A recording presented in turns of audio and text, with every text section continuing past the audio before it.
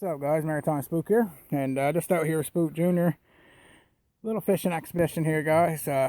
Beautiful day in southern New Brunswick, and just gonna do this really quick, guys, and show you because we're fishing, and this is why I like having a prang. This is sort of case in point as to why one of these things is a good tool, is because we just had to go in here, and I'll show you in a second, and cut out a few limbs so you can cast with an open-faced reel. Sometimes, guys, you got to get a good flick to get it out there a little bit, and you got to move some branches, so it's good to have a prang, and that's kind of why in the summer I like to have something like this.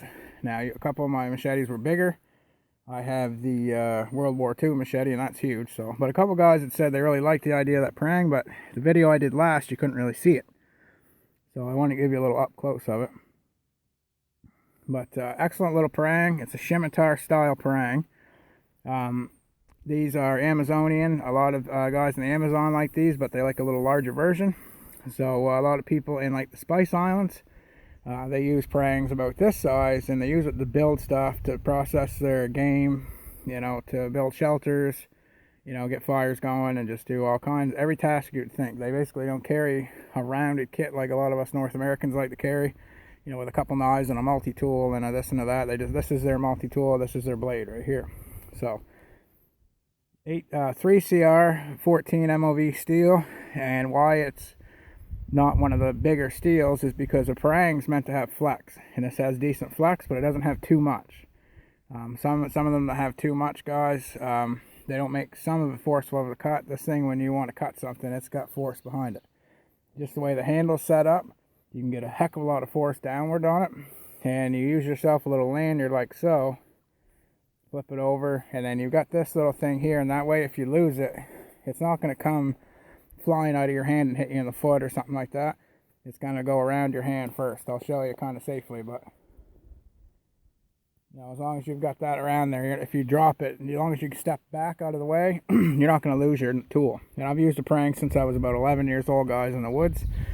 We had a couple Tramontina machetes and a little I can't remember the brand of prang we had, but at the house we had one.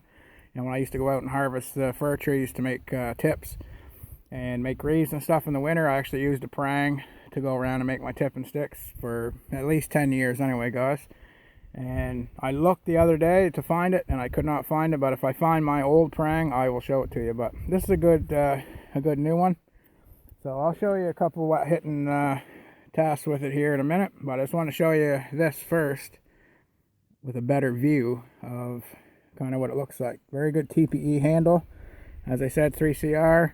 That there, is no sawback or anything. I think that's more like jimping. Not sure. But honestly, guys, that doesn't serve much of a purpose to me, other than I think you could probably strike a ferro rod with it, and we'll try that after. But that's not going to be a big deal. I have other stuff that I carry for fire. But very, very cool. Very generous lanyard hole to get yourself a nice little, you know, grip on that, and that's not going to fly out of your hand. So sheath, I really like the way they did the sheath because they did the outline type sheath, so it's not a misshapen sheath. It's the it's the shape of the tool. So black flies are absolutely atrocious too, guys, but that's spring in Atlantic Canada, so I'm a tasty fella. But snap closure right there, and then a Velcro that goes across for, you know, added safety, and that's not going to come out at all. Very generous belt loop, and this is actually the right size. You could carry that on your belt easy enough, and it's not going to be intrusive or heavy. Something you could stick on your belt. You're not going to feel it. You're going to be able to move through the woods and do what you got to do. So we're going to jump over here for a second, guys, and I'll show you processing a little bit of you know, a couple of these saplings here, just to use for a piece that we're actually going to use to set up a little demonstration for ourselves of a kind of a trot line pole. So we're going to be using the pole, so if you see me cutting the pole, we're not wasting it, we're going to use it. So just give me a second and I'll show you this SCMACH1.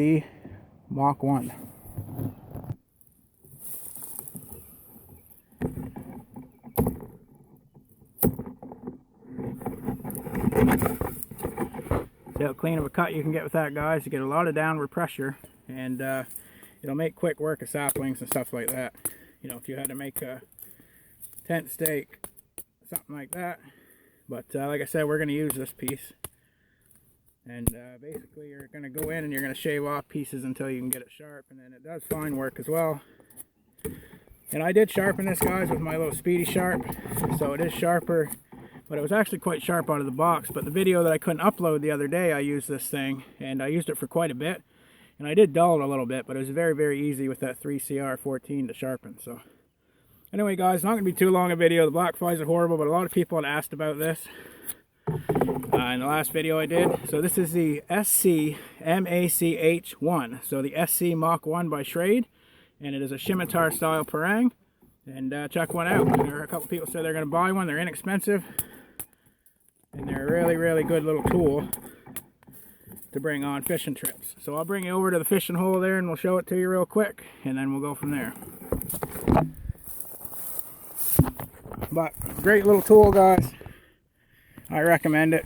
You know, an inexpensive tool is a good tool, but one that's good, that's inexpensive, is even better. So he's out in the wading part here of the lake, so we'll show that to you. Wading out in there, beautiful day though, guys. Sorry with my hand. So check out one of these prangs, guys. They come a lot in handy in this backwoods stuff. We were actually able enough to just get off the road here into a spot, but we're quite far away from anything. But it's a beautiful spot. A couple people are lucky enough to have camps here, and I'm going to show you a video of us in one of them soon, because I did a trade with a guy, and part of it was for me to use a camp out here. So we're going to check out one of them one of these days and show you some more. So very good prang, works really well. Check one out. There's a little better look of it for the people that wonder. Take her easy, guys. Spook signing out.